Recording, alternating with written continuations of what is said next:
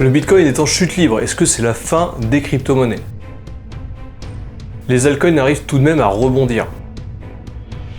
Salut à toutes et à tous et bienvenue dans cette nouvelle vidéo. Aujourd'hui on va essayer de voir pourquoi le Bitcoin baisse et qu'est-ce que ça implique sur l'univers des crypto-monnaies. Est-ce que le bull run c'est terminé et qu'on va repartir en marché baissier, ou est-ce qu'on est juste sur un repli qui va démarrer notre ascension jusqu'à la lune? Je te parle de tout ça juste après le jingle.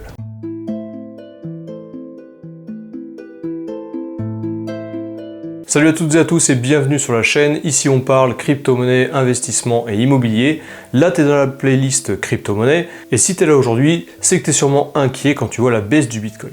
Dans cette vidéo, on va essayer d'analyser pourquoi le Bitcoin baisse et on va aussi nuancer l'atmosphère bearish qui plane dans la cryptosphère. Si c'est pas déjà fait, je t'invite à t'abonner, cliquer sur la cloche, comme ça tu ne louperas pas toutes les prochaines vidéos. En plus de ça, ça m'aide à être référencé. Et je tiens à remercier Crypto News qui est le partenaire commercial de cette vidéo. Crypto News, c'est un site d'information crypto qui te permet de pouvoir rester au top des informations sur l'univers des crypto-monnaies. Il y a aussi pas mal d'avis sur les échanges décentralisés, tu as aussi des infos sur le Web3, les NFT, la DeFi.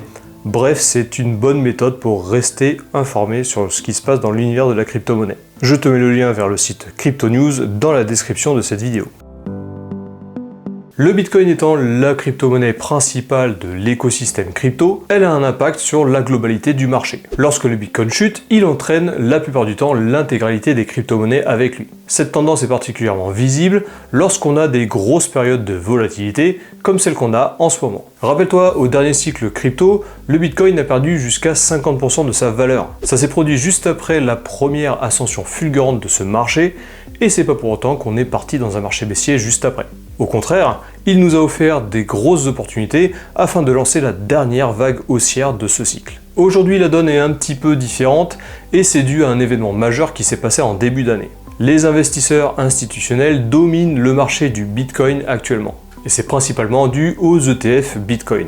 Ces ETF ont permis aux institutionnels de rentrer de grosses liquidités sur le Bitcoin beaucoup plus facilement. Et depuis plusieurs semaines, on voit les liquidités de ces ETF Bitcoin se décharger de plus en plus. Donc c'est une indication que les gros investisseurs, tels que ceux de BlackRock, commencent à récupérer de la liquidité. C'est complètement normal d'avoir ce genre de mécanisme, puisque rappelle-toi, avant que les ETF Bitcoin ne soient validés, le Bitcoin se négociait aux alentours de 35 000 $. Et de plus, cette prise de bénéfice s'explique aussi par d'autres raisons. Premièrement, on approche de la période estivale. Habituellement, dans tout ce qui est marché traditionnel ou marché crypto-monnaie, au mois de mai voire au mois de juin, on récupère des liquidités et on revient en septembre. De plus, il y a quelques semaines, les ETF Ethereum ont été validés et leur lancement est prévu pour le mois de juillet. Donc on pourrait penser que ces investisseurs institutionnels veulent migrer du Bitcoin vers l'Ethereum. Ça leur permettra de surfer sur les hypes et comme celle de l'ETF Bitcoin est en train de se tasser, ce serait logique qu'ils migrent vers l'Ethereum. Alors attention, ceci n'est pas un conseil en investissement, on ne peut pas vraiment savoir ce qui va se passer, mais c'est un scénario qui est clairement probable. L'Ethereum étant un gros acteur de la cryptosphère, il se pourrait qu'il lance une grosse vague haussière sur les altcoins, la fameuse altcoin season. Je ne suis personnellement pas du tout convaincu vers un retour en marché baissier. Cependant, c'est un scénario qu'il ne faut pas négliger et malheureusement pour être fixé, il va falloir patienter. Je te disais juste avant que la période estivale n'est pas une période florissante pour les marchés, que ce soit marché traditionnel ou même les marchés des crypto-monnaies. Et pendant ce temps, en patientant, tu peux très bien renforcer ton investissement en DCA, Dollar Cost Average. Si tu suis mes vidéos depuis le début, tu sais que j'investis en DCA depuis maintenant 4 ans et que je garde toujours une réserve de liquidité pour pouvoir intensifier ce DCA ou le ralentir. C'est dans ces périodes-là qu'il faut absolument continuer à suivre sa stratégie. C'est difficile mais c'est primordial pour être gagnant à la fin de l'aventure. D'après certains analystes, il se peut que le Bitcoin ait cherché encore plus bas, ce qui donnerait un point d'entrée vraiment optimal pour ceux qui ne sont pas encore dans le train. On parle de 50 000, 45 000, voire même 32 000 $. Autant dire qu'à ces prix-là, ce sera vraiment une aubaine. Et ce que tu peux rajouter toi dans ta stratégie, c'est également surveiller ces prix pour pouvoir optimiser tes points d'entrée si le marché vient chercher ces prix-là. Malgré la récente chute du Bitcoin, certaines altcoins ont fait preuve de résilience et ont même rebondi. Ce phénomène s'explique pour plusieurs raisons. Il peut y avoir des décorrélations entre le Bitcoin qui drive le marché et certains altcoins. Bien que le marché soit largement influencé par le Bitcoin, il se peut que certaines crypto-monnaies se décorrèlent de cet actif. On appelle ça l'altcoin season.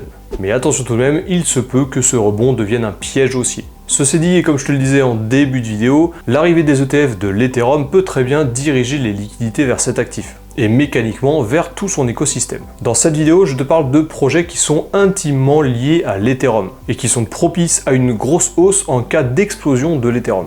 Et normalement, tu devrais en avoir dans ton portefeuille. Pour tirer parti au maximum du rebond des altcoins, il faut impérativement garder en tête qu'il faut investir sur des projets qui ont de gros fondamentaux, et qui ont une adoption croissante, comme par exemple Ton, NIR ou Ethereum.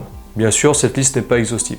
Mais il faut également se diversifier sur des narratifs différents. Les blockchains, l'intelligence artificielle, le gaming ou les real world assets. C'est important d'avoir des crypto-monnaies de différents types, comme ça tu pourras surfer sur toutes les hypes. Habituellement, tout n'explose pas en même temps, mais plutôt narratif par narratif. Si tu veux en savoir plus sur mon allocation personnelle, je t'invite à rejoindre mon canal Telegram, je te le mets dans la description de cette vidéo, j'y partage souvent mon allocation. Mon opinion sur la suite de ce cycle est très bullish.